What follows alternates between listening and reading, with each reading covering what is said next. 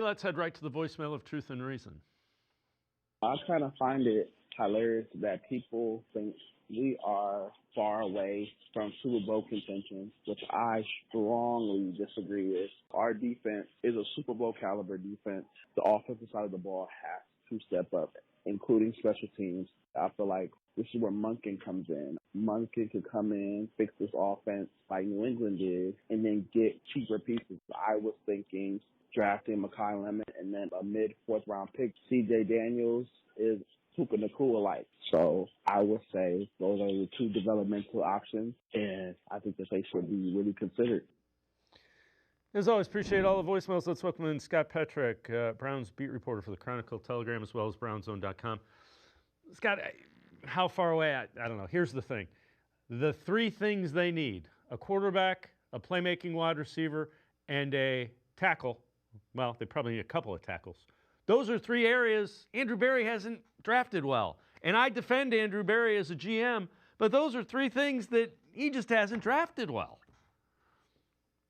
Yeah, I can't argue with you there, David. Now, there are other avenues, right? There's trades, there's free agency, and he's been better in those categories, especially when you talk about the receiver position, getting Amari Cooper, and then however you feel about the Jerry Jeudy trade.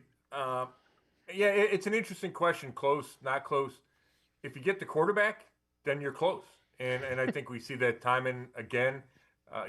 The Seahawks just got Sam Darnold less than a year ago, and then they go win the Super Bowl. And they had a big-time defense that only got better. So I understand the caller's comparison there, and I do think it's legit to some extent. But you have to figure out quarterback first, and then all those things that you mentioned, right? Those other things that you mentioned, and those are big.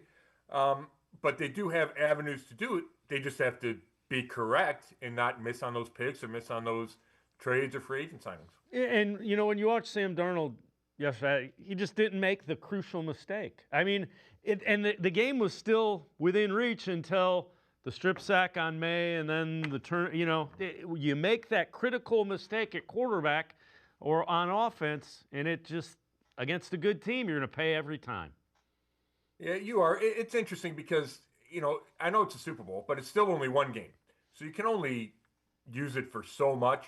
Now, Sam Darnold did not turn the ball over, and he played well enough to win yesterday. But he went 14-3 as a starter in the regular season the last 2 years and made a bunch of plays. Now, he also turned the ball over some.